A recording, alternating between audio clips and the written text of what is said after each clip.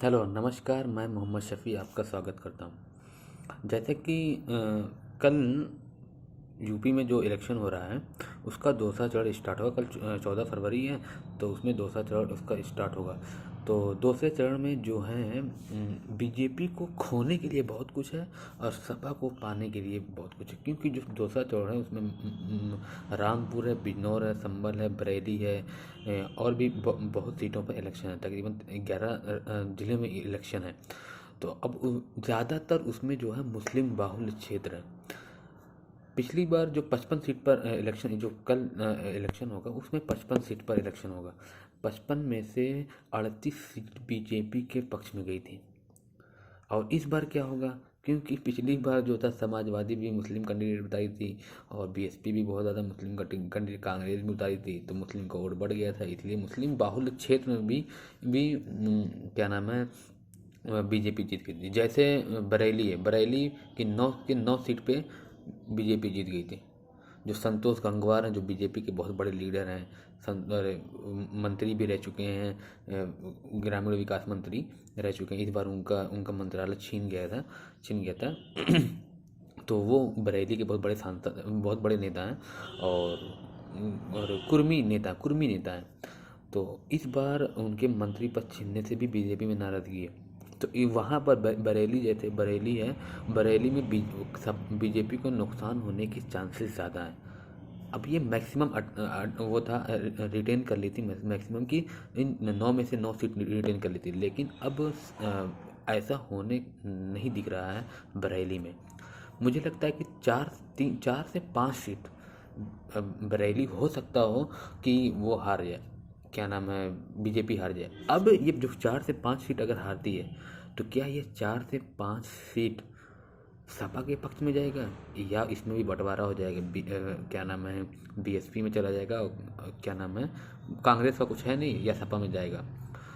तो इस पर निर्भर ये करता है कि अगर मुस्लिम वोट का बंटवारा हुआ, एक मुश्त सपा के पक्ष में नहीं गया, तब तो सपा को नुकसान होगा, कन्फर्म है। लेकिन अगर एक मुश्त सपा के पक्ष में गया, तो भाई सपा का तो फिर फ़ायदा होना ही है और 4-5 सीट आसानी थी। वैसे रामपुर है, रामपुर मुझे लगता है कि रामपुर में जो सारी की सारी सीटें हो सकता है जी जा। सहारनपुर जो इमरान मसूद आए हैं सपा में, वहाँ पर बहुत ज़्यादा फ़ायदा होने के चांसेस हैं। सपा के बहुत ज़्यादा फ़ायदा होने के चांसेस हैं। अब मुझे जैसे लगता है कि क्लीन स्वीप कर देगी सहारनपुर में। वैसे ही मुरादाबाद भी हो सकता है। मुरादाबाद देखिए, आपका क्या नाम है, कांग्रेस का गढ़ है मुरादाबाद, कांग्रेस और सपा का गढ़ है। पिछली बार कांग्रेस यहाँ से 4 सीट जीती थी, 4 सीट पिछली बार मुरादाबाद से जीती थी कांग्रेस। और इस बार हो सकता हो कि इस सपा के पक्ष में ज़्यादा, क्या नाम है, वोट पड़े। लेकिन डिपेंड इस पर करता है कि मुस्लिम वोट तो बढ़ता नहीं, क्योंकि अभी जो फर्स्ट फेज़ का चुनाव हुआ था, फर्स्ट फेज़ में ज़्यादातर ये बताया जा रहा है, बहुत सी प्रिंट मीडिया और इलेक्ट्रॉनिक मीडिया ये कह रही है कि क्या नाम है, मुस्लिम जो है लामबंद हो रहे हैं, सपा के पीछे जा रहे हैं मुस्लिम। तो अगर सपा के पीछे जा रहे हैं और कुछ जाट का वोट मिल रहा है, कुछ अदर बिरादरी यादव को तो मिलना ही मिलना है, कुछ मौर्य समाज, जैसे बरेली में मौर्य समाज ज़्यादा है। मौर्य समाज के जो संतोष गर्मा, जो बरेली सदर की सीट है, उस पर मौर्य का प्रभाव अच्छा खासा है। अगर मौर्य समाज जुटता है तो मुझे लगता है बरेली सदर भी हार जाएंगे।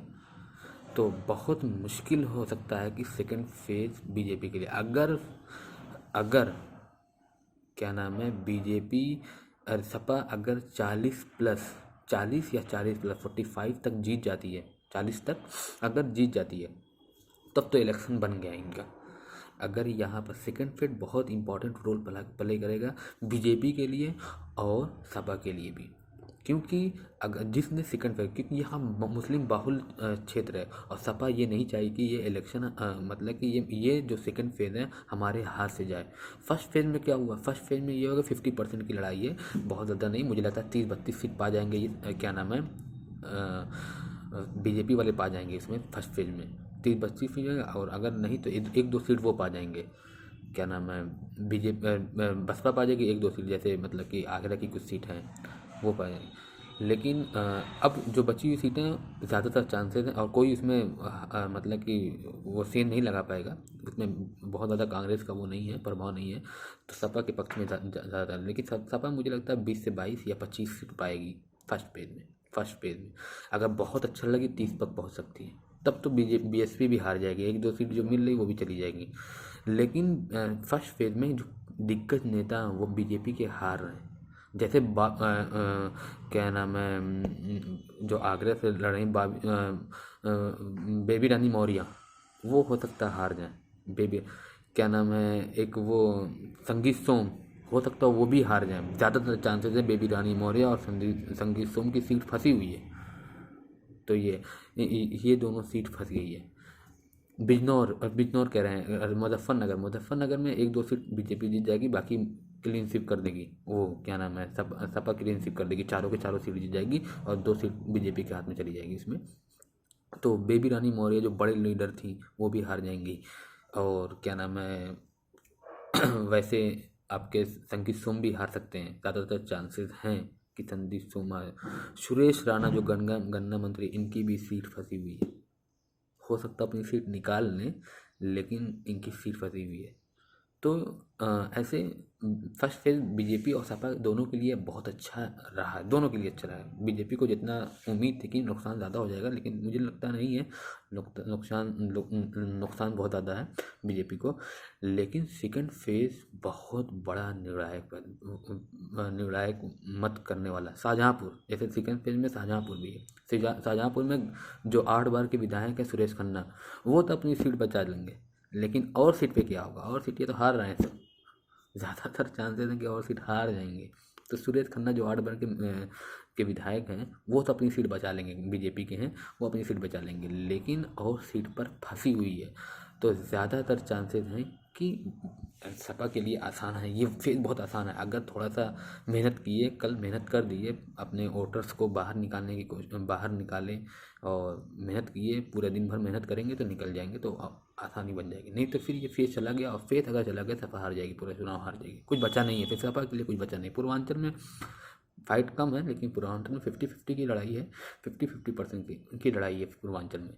तो पूर्वांचल बहुत ज़्यादा असर नहीं करेगा, लेकिन अगर सेकंड फेज असर किया तो वही असर पूर्वांचल में भी असर जाएगा। जैसा first phase, second phase, third phase आएगा। थर्ड फेज भी सपा के लिए है, क्योंकि वो थर्ड फेज आपका फिर इटावा, मैनपुरी और ये सब आ रहा है, आपका बदायूं दहियूं आ रहा है। तो थर्ड फेज भी सपा के लिए इजी पड़ेगा, वो सपा का गढ़ रहा है, ये इटावा मैनपुरी वगैरह सपा का गढ़ रहा है। तो इसमें सपा थर्ड फेज तो आसानी से जीत सकते हैं सपा वाले, लेकिन सेकंड फेज जीतना बहुत ज़रूरी है।